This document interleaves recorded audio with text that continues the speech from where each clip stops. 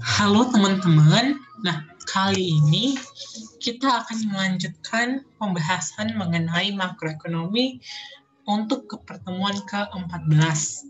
Nah, di mana kali ini kita akan membahas tentang penawaran agregat dan trade-off jangka pendek antara inflasi dan pengangguran. Nah, mari kita teman-teman kita bahas.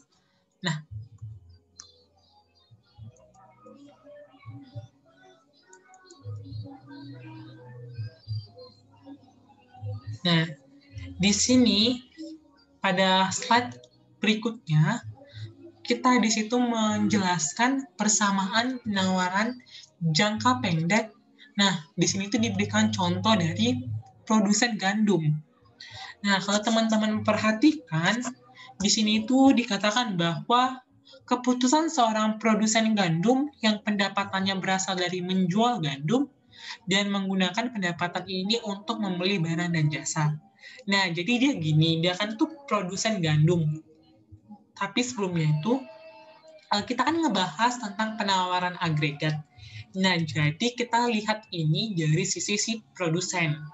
Nah, dalam contoh ini diambil bahwa produsennya itu adalah produsen gandum, di mana pendapatan si produsen gandum itu berasal dari penjualan gandum. Nah, hasil dari pendapatan ini digunakan produsen itu untuk membeli barang dan jasa. Seperti itu. Nah, jadi di sini tuh dia jumlah gandum dia pilih produksi bergantung pada harga gandum relatif terhadap harga barang dan jasa lain di perekonomian. Nah, artinya ketika harga relatif gandum itu tinggi, ia akan bekerja keras dan memproduksi gandum lebih banyak. Sedangkan ketika harga relatif gandum rendah, ia lebih memilih untuk bekerja lebih sedikit dan memproduksi gandum lebih sedikit. Nah, kenapa gitu? Ingat kembali waktu dalam pembelajaran di mikroekonomi bahwa ketika P-nya tinggi, maka Q-nya tinggi, gitu kan? Artinya, produsen itu kan kalau misalnya nih harga dari sebuah jajanan gitu kan. Nah, harga jajanan itu mahal, tinggi harganya. Jadi produsen si jajanan itu akan meningkatkan produksinya seperti itu kan. Nah, jadi kalau begitu kan nanti pendapatannya dia akan juga meningkat. Nah, tapi ketika si harga jajanan ini rendah, maka produsen itu akan memproduksi lebih sedikit. Alhasil pendapatannya juga menurun gitu. Nah, masalahnya adalah ketika petani membuat keputusan produksinya, dia tuh nggak tahu berapa harga relatif gandum. Ia tahu harga nominal gandum. Nah, artinya dia kan kalau harga relatif ini itu dipengaruhi sama inflasi. Sedangkan harga nominal itu enggak. Jadi dia tuh hanya tahu ya udah harganya sebesar 2.000. Nah, tapi dia nggak tahu kalau misalnya nih 2000 misalnya di tahun 2020 itu kan berbeda sama 2000 di tahun 2010 seperti itu. Jadi dia hanya mengetahui harga nominalnya tapi tidak dengan si harga relatifnya. Seperti itu. Makanya ia tahu harga nominal gandum tapi tidak harga setiap barang lain di perekonomian. Ia mengestimasi harga relatif gandum menggunakan ekspektasinya. Jadi ketika dia membuat harga relatif ini, dia itu hanya berasumsi saja. Dia tidak tahu kebenarannya seperti apa, gitu kan. Nah, jadi kalau misalnya ini kita teruskan, ini sebenarnya ini contoh dari yang informasi yang tidak sempurna. Kalau misalnya teman-teman udah belajar kan kemarin itu ada beberapa model dari si penawaran agregat ini. Nah, kan terakhir itu adalah model informasi tidak sempurna. Contohnya itu adalah produsen gandum ini, gitu teman-teman. Oke. Nah, selanjutnya, jika ada kenaikan tiba-tiba pada tingkat harga, petani tidak tahu apakah ia itu perubahan harga dari keseluruhan atau hanya harga gandum, gitu ya kan? Karena dia mispersepsi. Dia itu hanya mengetahui barang yang diproduksinya saja seperti itu. kalau dia memproduksi gandum, dia hanya tahu detail dari si gandum ini aja, tapi dia nggak tahu harga dari misalnya cabai, harga dari bawang, dia tuh nggak tahu, gitu kan. Nah, jadi itu dia tuh hanya berasumsi saja untuk si harga relatifnya ini aja. Nah, makanya biasanya dia berasumsi itu kenaikan harga relatifnya dan karena akan meningkatkan produksi gandum. Nah, kebanyakan pemasok cenderung membuat kesalahan ini. Nah, ini teman-teman coba perhatikan bahwa di sini itu ada fungsi gitu kan, Y di mana Y bar sama ditambah alfa atau koefisien kali P dikurang PE, di mana A-nya itu adalah yang positif gitu kan teman-teman. Nah, sebenarnya teman-teman di sini itu Y itu kan output ya, sudah dikasih tahu, sudah diinformasikan dalam materi gitu kan, dan ini ada Y bar. Nah, Y bar itu tingkat tenaga kerja penuh, atau bisa kita sebut sebagai full employment national income. Jadi ibaratnya itu tingkat pengangguran ataupun tingkat tenaga kerja yang benar-benar bekerja. Jadi semua itu diasumsikannya bekerja gitu kan. Karena kan kita lihat ada yang pengangguran itu kan memang nggak bisa hilang 100% dari suatu negara. Jadi itu kayak di bar ini disebut sebagai tingkat alami output atau tingkat tenaga kerja penuh. Bisa juga bahasa Inggrisnya full employment national income atau YBAR. Nah, di sini ada konstanta dan ada P dan PE. Nah, PE ini adalah harga ekspektasi gitu kan ya, atau tingkat harga yang diharapkan, di mana ketika terjadi P itu lebih besar daripada PE, maka kan hasilnya nanti Y itu akan berbeda. Bisa jadi Y itu akan lebih besar daripada Y bar.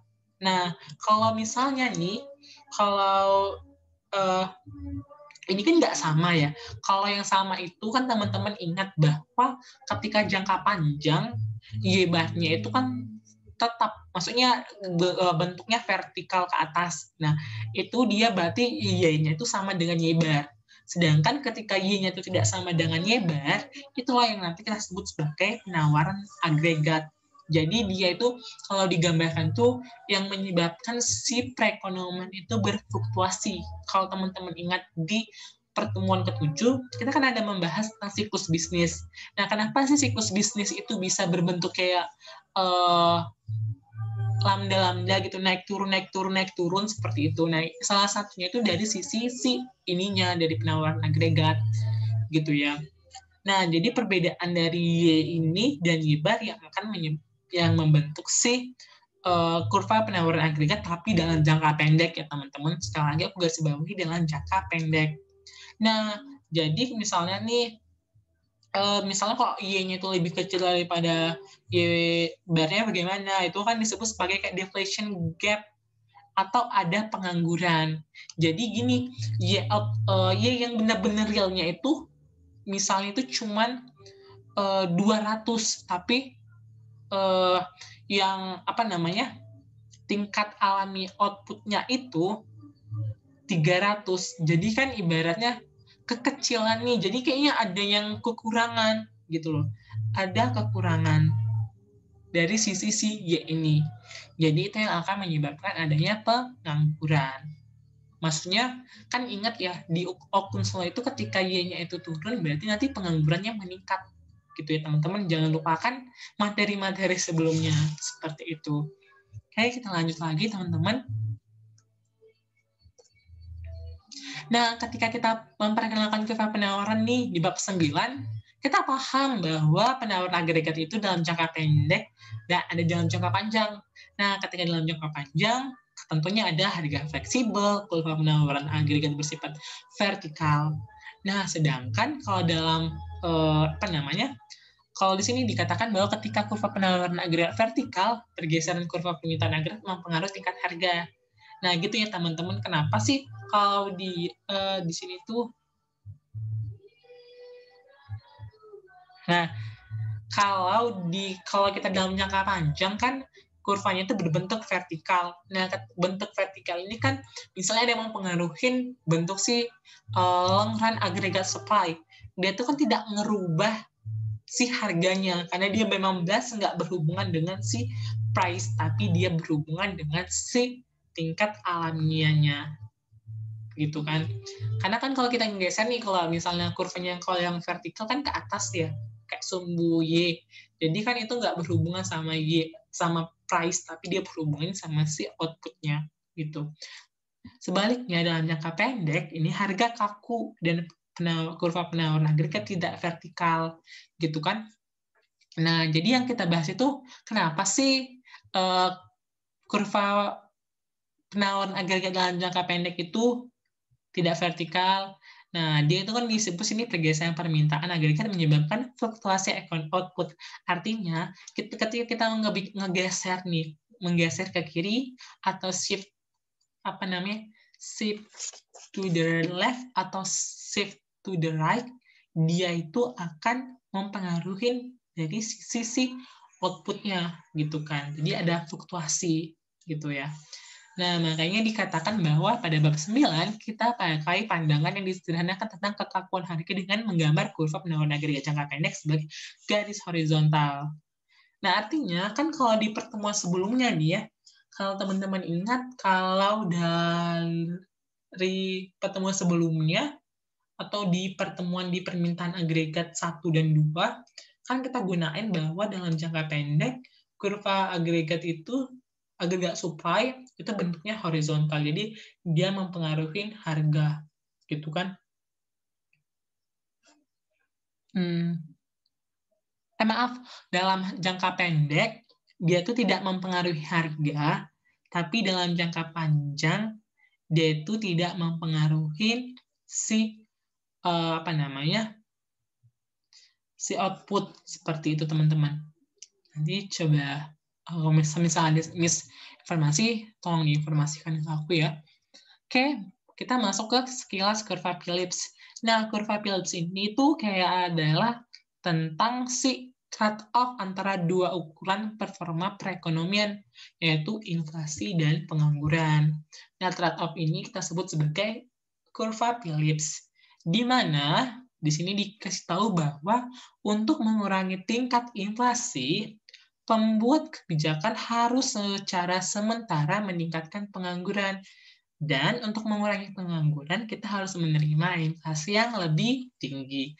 Nah, jadi kayak kita itu kan trade-off itu kayak pertukaran gitu ya. Kalau kamu mau A, kamu harus mengorbankan B. Bisa jadi gitu, hampir mirip sama opportunity cost seperti itu ya. Jadi ya harus mau kalau kita mau ada pengangguran turun, berarti kita harus mau inflasinya tinggi, seperti itu. Nah, di sini dijelaskan bahwa ada 3 model penawaran agregat. Yang pertama harga kaku, upah kaku, dan informasi sempurna. Seperti itu, teman-teman. Nah, apa aja sih itu kan? Gitu ya. Nah, yang pertama itu kita bahas tentang yang harga kaku. Oh, di sini kita ikutin dari modul aja. Pada semua model, ketidaksempurnaan pasar menyebabkan output perekonomian menyimpang dari tingkat alamiahnya. Artinya kalau dalam kalau dalam jangka pendek berarti Y-nya itu tidak sama dengan Y bar. Itu aja sih intinya. Kalau misalnya dia sama, bisa sih, tapi itu agak jarang karena itu bagian dari si long run aggregate supply. Nah, di sini akibatnya kurva penawaran agregat jangka pendek itu miring ke atas. Gitu, artinya kayak berbentuk upward sloping atau positif, seperti itu teman-teman, bukan vertikal. Dan pergeseran kurva permintaan agregat menyebabkan tingkat output itu menyimpang sementara dari tingkat alamiahnya. Oke, di sini penyimpangan sementara ini yang mewakili kenaikan dan penurunan dari siklus bisnis. Nah, ini udah ditekani bahwa penyimpangan dari perubahan si Y dan Y bar itulah yang menyebabkan siklus bisnisnya itu bisa berbentuk kayak likuan gitu, teman-teman. Jadi ada misalnya resesi gitu kan, ada yang bisa naik, ada yang pendapatannya bisa turun banget, seperti itu. Nah, itu pengaruhnya dari sini, penyimpangan ya. Nah, kita lanjut ya teman-teman. Nah, persamaan agregat jangka pendek tuh di sini saya udah diinformasiin lagi bahwa Y sama dengan Y bar ditambah konstanta kali P dikurang PE, di mana A itu harus positif. Nah, di sini itu dikatakan bahwa persamaan ini menyatakan output menyimpang dari tingkat ilmiahnya. Itu ya teman-teman. Jadi outputnya itu nggak sama, Y tidak sama dengan Y bar. Itu langsung jadi penawaran agregat jangka pendek. Kalau Y sama dengan Y bar, itu pasti dalam jangka panjang. Gitu ya. Di mana dari tingkat alami ketika harga menyimpang dari yang diharapkan gitu ya. A menandakan berapa banyak output menanggapi perubahan yang tak diharapkan dalam tingkat harga, dan sepermin A itu adalah kemiringan dari kurva penawaran agregat. Nah, di sini tuh ada model harga kaku. Model harga kaku di sini itu dijelaskan bahwa penjelasan pertama kita untuk kurva penawaran agregat jangka pendek itu miring ke atas. Jadi ya kurva yang upward sloping ya. Model ini menekankan bahwa perusahaan tidak secara instan menyesuaikan harga yang mereka tetapkan dalam respon perubahan permintaan. Nah, kenapa sih gitu ya? Nah, kalau misalnya nih, kalau kita ikutin aja nih cerita dari model harga kaku tuh seperti ini teman-teman. Kalau semisalnya nih kita tuh sebagai ada produsen dan ada konsumen ya teman-teman, seperti itu kan. Nah, jadi misalnya nih, kan kita kadang itu ada di sini dikatakan bahwa kadang harga ditetapkan oleh kontrak jangka panjang antara perusahaan dan konsumen gitu ya. Ada kontrak, jadi ada perjanjian seperti itu. Nah, di mana misalnya nih produsen, misalnya nih sabun gitu ya. Sabun ini ngejual sabunnya ini misalnya kayak ke misalnya ke Carrefour atau apa ya, Ion maybe, mungkin seperti itu kan, distributor besar lah ya teman-teman ya. Semisalnya nih dia tuh kontaknya kan ya udah kita netapin misalnya kita menjual bulan Januari dengan harga sabun per bijinya itu misalnya 5.000 gitu kan. Jadi misalnya ya udah kita kontraknya itu selama 1 tahun, ya udah kita harga itu buat 5.000. Nah, tiba-tiba misalnya harga di bulan Maret tuh berubah. Misalnya gitu kan ada perubahan harga. Apakah kita otomatis langsung merubah harga? Kan enggak juga gitu kan teman-teman. Jadi kita ya ngikut aja harga yang 5.000 ini sampai di akhir tahun. Jadi itu kenapa sih harganya itu bersifat kaku gitu ya. Meskipun ada perubahan ya ngikut dari harga. Sama kalau teman-teman ingat kayak apa namanya biaya menu. Ya udah kita ngikutin aja harga yang sudah tertera di daftar menu. Kita nggak ngerubah harga yang ada di daftar menu. Jadi itu disebut sebagai harga kaku. Itu teman-teman. Nah, kalau lebih jelasnya di sini katakan bahwa untuk melihat bagaimana harga kaku dapat membantu menjelaskan kurva penawaran yang upward sloping, pertama perhatikan keputusan penetapan harga tiap perusahaan, dan lalu agregasi keputusan banyak perusahaan untuk menjelaskan perekonomian secara keseluruhan. Nah, kita di sini itu dikatakan bahwa kita akan melonggarkan asumsi persaingan sempurna, di mana perusahaan adalah penerima harga, price taker, sekarang mereka adalah penentu harga, gitu kan? Nah, di sini itu dikatakan bahwa keputusan penetapan harga perusahaan tipikal. Harga yang diinginkan perusahaan P bergantung pada 2 variabel makroekonomi, gitu. Jadi tingkat harga keseluruhan P. Nah, ketika tingkat harga lebih tinggi berarti biaya perusahaan itu lebih tinggi. Iya kan? Semisalnya nih kita itu ngeproduksi sabun. Nah, jadi ketika harga sabunnya tinggi berarti nanti kan sifatnya dari perubahan harganya kan mengikuti gitu ya teman-teman. Jadi kayak misalnya kita ngejual barang itu harganya 15.000, yang awalnya 10.000. Jadi kan orang-orang itu berekspektasi nanti harga-harga barang lain akan mengikuti menjadi lebih tinggi juga. Jadi misalnya harga cabai yang tadi 10.000 jadi 12.000. Jadi pokoknya ketika salah satu variabel ataupun harga dari barang di suatu negara itu meningkat, pasti mungkin pasti lah ya akan mengikuti harga-harga lain juga akan berubah menjadi lebih tinggi, gitu kan. Maka dikatakan bahwa semakin tinggi tingkat harga keseluruhan, maka semakin besar harga produk dari perusahaan itu, gitu. Nah, yang selanjutnya itu tingkat pendapatan agregat si Y-nya atau income atau national income. Nah, tingkat pendapatan lebih tinggi meningkatkan permintaan terhadap produk perusahaan, gitu ya. Jelas ya, ketika income kita tinggi, kita akan, kalau misalnya bisa dibilang, kita akan lebih bersifat konsumsi. Kita akan tinggi. Jadi, demand kita akan meningkat, gitu ya. Karena biaya marginal itu naik. Nah, tingkat produksi lebih tinggi, nah semakin besar permintaan, semakin tinggi harga yang diinginkan perusahaan, gitu ya. Jelas lah ya, kalau dia itu banyak permintaan, ya udah mengge lah istilahnya, kalau misalnya banyak yang minta. Jadi dia suka-suka dia aja lah, suka-suka si produsen itulah, bisa kita bilang seperti itu. Oke.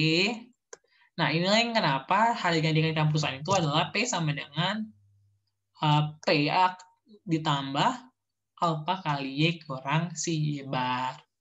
Gitu ya teman-teman.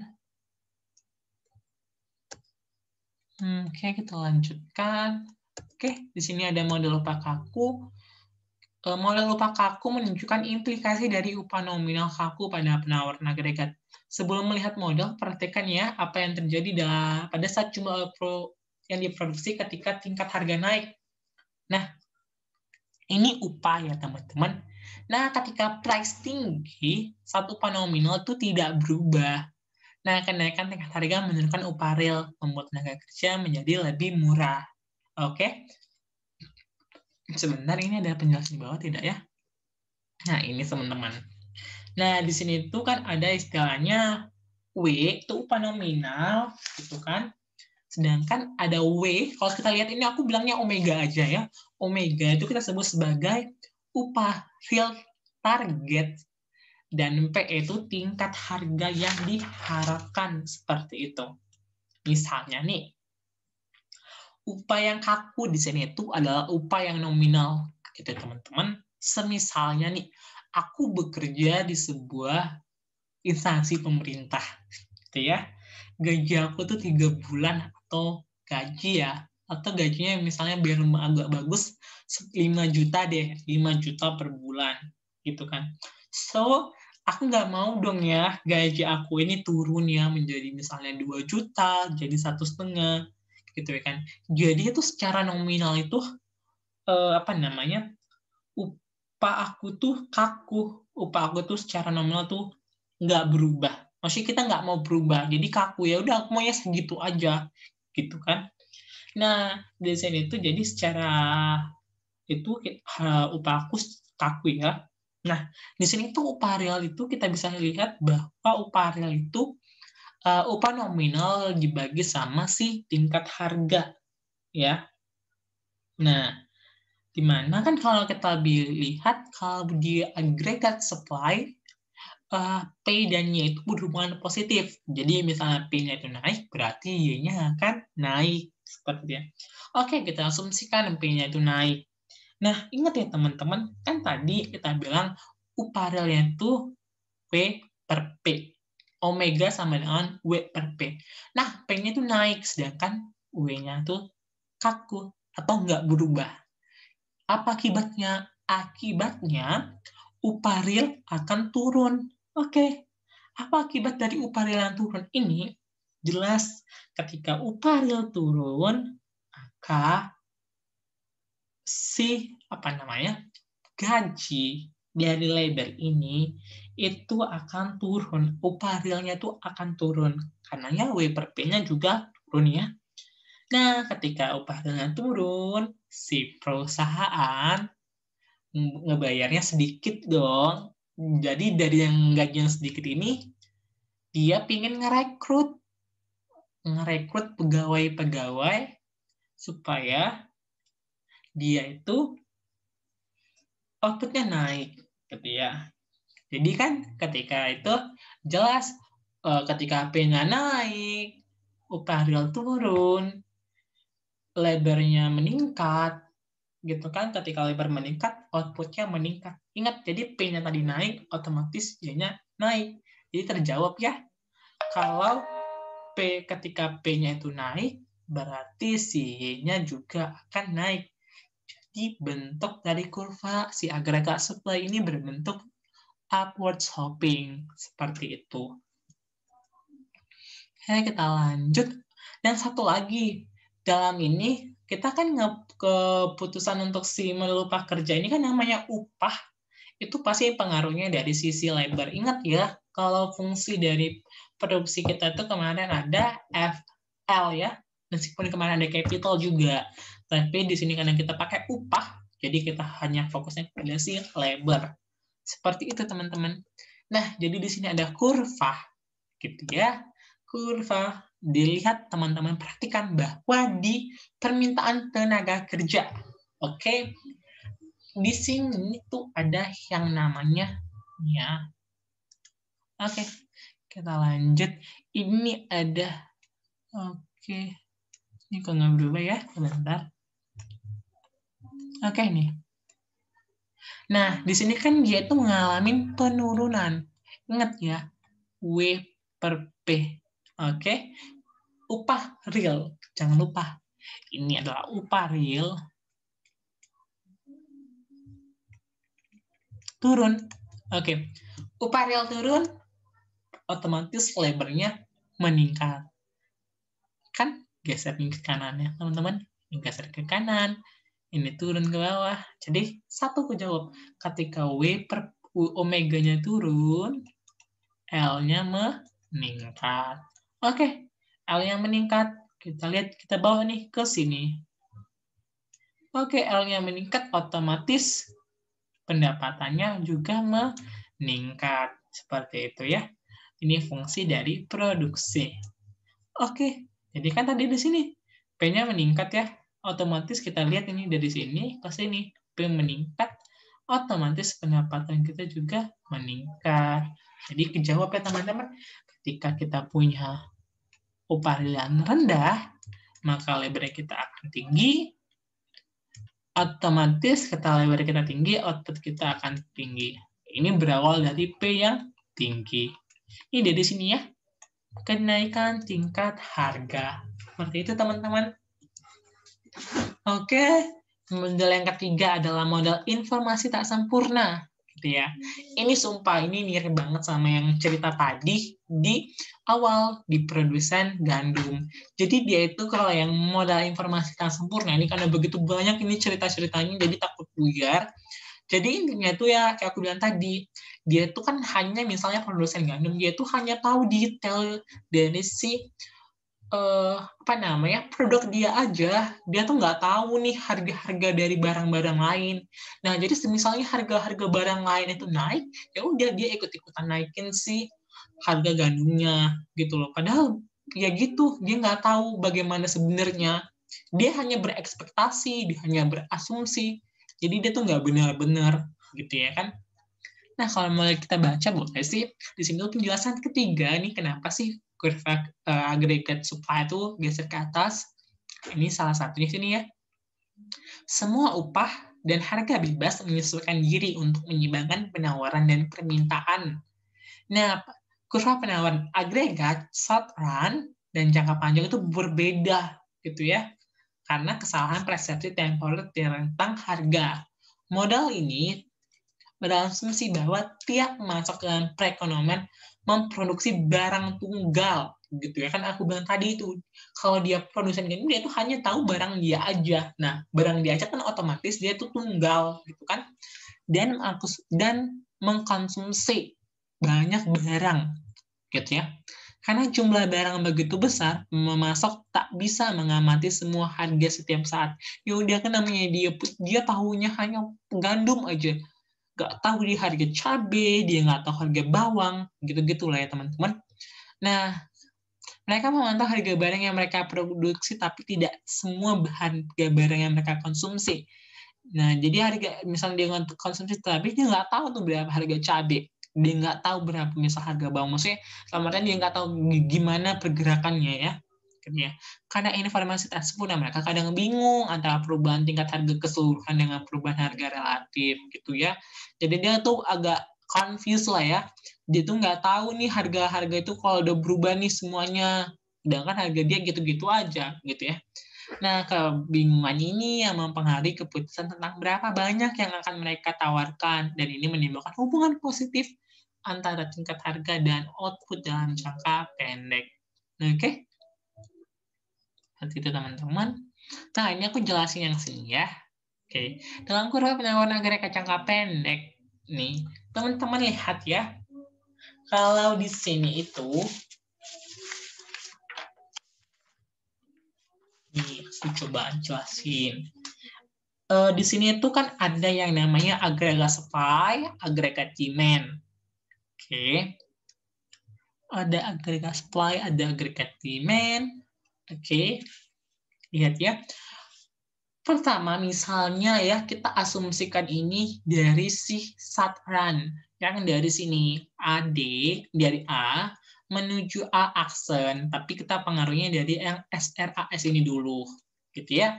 Teman-teman perhatikan bahwa agregat demand gitu kan shift to the right gitu ya, ke kanan menuju A aksen gitu.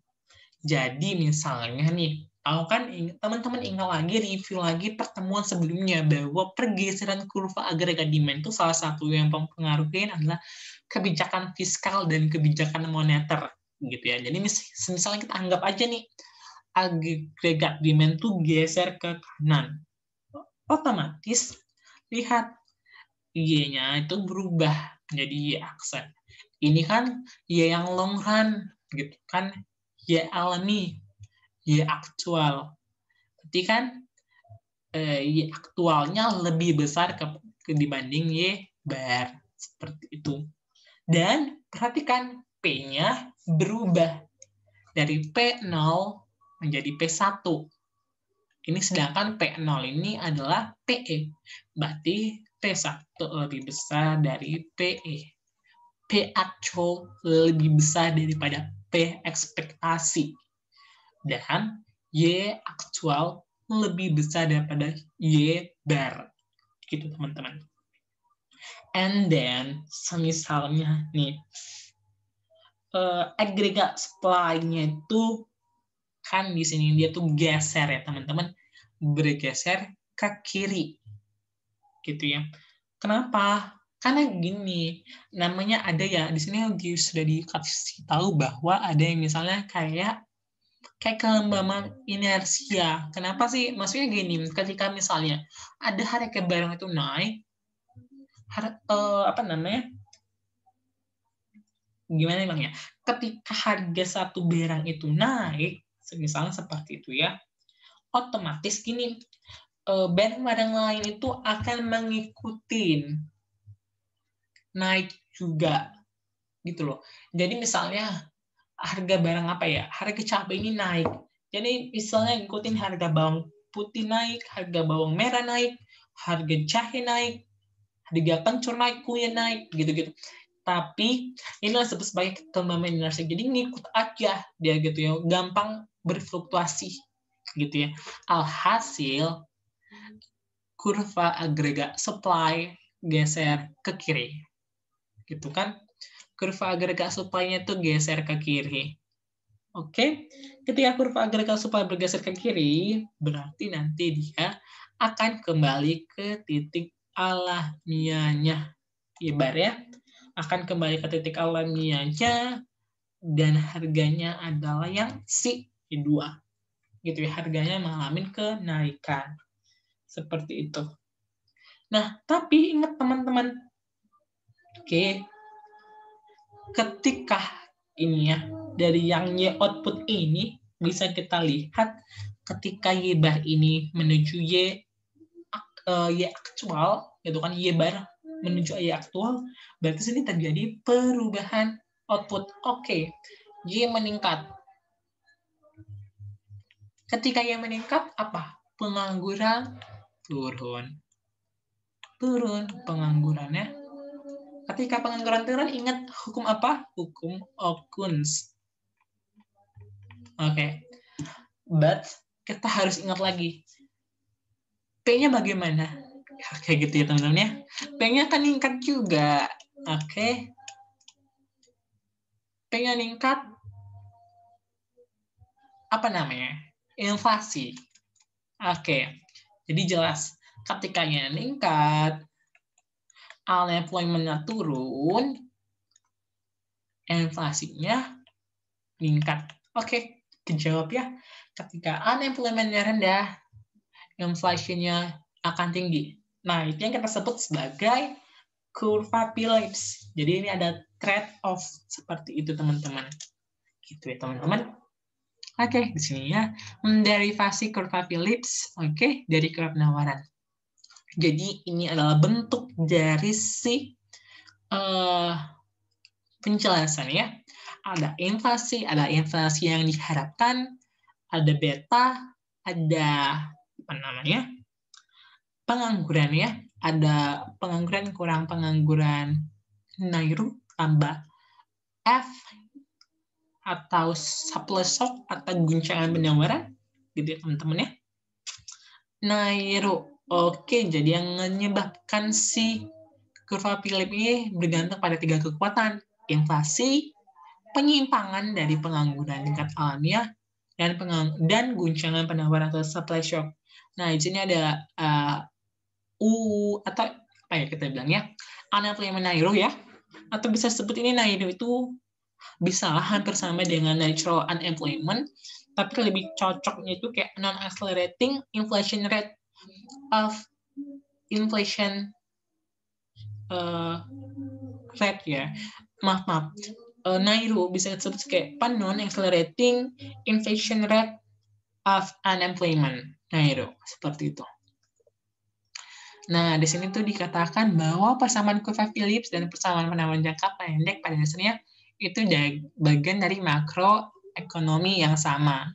Nah, kedua persamaan menyebutkan hubungan antara variabel real dan nominal. Oke ya, ini nggak terlalu anu. Nah, di sini tuh ada yang namanya asumsi sederhana yang berharga adalah yang apa namanya ekspektasi adaptif. Jadi itu dia tuh inflasi yang diharapkan itu dianggap aja sama kayak inflasi tahun lalu. Jadi udah kita hanya mengganti ekspektasi inflasinya itu dengan inflasi tahun lalu. Kenapa? Kan mungkin dari tahun lalu kan udah tahu nih. Misalnya tahun 2019 inflasinya ada berapa? Gitu kan 3,3 nih. Jadi tahun 2020 nih kita gunain si ekspektasi adaptif. Jadi kita gunain inflasi tahun lalu, ya udah kita buat aja inflasi yang ekspektasi itu menjadi 3,3 sesuai dari inflasi yang terjadi di tahun lalu ya. Seperti itu. Ini ada dijawab ya. Nah, itu adalah non-accelerating inflation rate of unemployment atau NAIRO. Oke, dua penyebab naik dan turunnya inflasi itu sebenarnya ada demand pull inflation sama cost push inflation. Nah, kalau demand pull inflation kayak sudah dijelaskan tadi dari kurva bahwa ketika demand pull inflation itu tadi yang dari agregat 1 menuju agregat 2, di mana kan terjadi perubahan harga. Nah, terjadi perubahan harga yang menjadi lebih tinggi. Jadi kita sebut sebagai inflasi ya. Kalau di sini dijelaskan bahwa karena permintaan agregat tinggi bertanggung jawab atas jenis inflasi ini. Gitu teman-teman. Sedangkan untuk cost plus inflation itu karena goncangan atau supply shock dari misalnya nih harga minyak dunia itu turun, otomatis harga BBM di Indonesia juga turun, atau sebaliknya ketika harga BBM itu meningkat, bisa aja kan terjadi misalnya harga BBM di dunia BBM itu langka seperti itu. Jadi kayak yang kalau yang dari sisi demand pull inflation otomatis udah berarti dari sisi demand, berarti dari sisi perubahan dari si agregat demand. Sedangkan kalau yang cost push inflation itu berarti dari sisi biaya gitu ya. Dari sisi misalnya harga minyak dunia itu tinggi, otomatis harga BBM-nya juga akan tinggi atau sebaliknya. Seperti itu teman-teman. Ini trade-off jangka pendek antara inflasi dan pengangguran. Tadi sudah aku jelasin ya. Dalam jangka pendek, kalau inflasi dan pengangguran itu berhubungan negatif gitu. Oke. Kalau yang di sini tuh ekspektasi rasional itu sama sih. Mereka tuh kayak mengasumsikan bahwa orang menggunakan secara optimal semua informasi yang ada. Jadi mereka tuh benar-benar apa namanya berpikir secara jelas gitu ya, ataupun secara teoritis ataupun secara yang benar-benar berlogika ya, supaya bagaimana sih untuk meramalkan masa depan yang baik gitu ya. Karena di sini menurut teori ini perubahan kebijakan moneter atau fiskal itu akan mengubah ekspektasi, dan evaluasi tiap perubahan kebijakan pasti memasukkan dampak ini pada ekspektasi. Nah, semisalnya nih orang-orang itu membentuk si ekspektasi ini secara rasional, maka inflasi akan memiliki inersia yang lebih kecil daripada kelihatannya. Seperti itu ya. Ini nanti bisa teman-teman baca. Sedangkan dan ada hysteresis dan tantangan terhadap hipotesis tingkat alamiah. Nah, seluruh pembahasan kita telah berdasarkan pada hipotesis tingkat alamiah atau natural rate hypothesis. Jadi dikatakan bahwa fluktuasi permintaan agregat mempengaruhi output dan kesempatan kerja hanya dalam jangka pendek. Dalam jangka panjang, perekonomian kembali tingkat output, kesempatan kerja dan pengangguran yang dijelaskan oleh model klasik. Tunggu ya, kita selesaikan bacanya. Baru-baru ini, beberapa ekonom menentang hipotesis tingkat alamiah dengan menyatakan permintaan agregat bisa mempengaruhi output dan pengangguran bahkan dalam jangka panjang. Mereka menunjukkan sejumlah mekanisme yang melalui resesi bisa menimbulkan luka permanen pada perekonomian dengan mengubahkan tingkat pengangguran alamiah. Hysteresis adalah istilah yang digunakan untuk menjelaskan pengaruh berlangsung lama dalam sejarah detektif alamiah. Jadi ini kan namanya teori ya. Kita belum tahu nih benar atau enggaknya. Jadi ini hanya sebagai bentuk ya belum pasti. Hanya kan masih hipotesis ya, dugaan sementara. Jadi sebenarnya kan kalau dalam makroekonomi itu belum gimana ya? Bisa aja teori sama yang praktik itu beda. Jadi model-model ini hanya sebagai gambaran kitanya saja. Seperti itu teman-teman. Jadi overall hanya sampai sini aja pembahasan kita ya teman-teman. Kalau ada misalnya bertanya, silakan aja bisa jadi komentar ya, tahu salah atau bagaimana. Terima kasih teman-teman.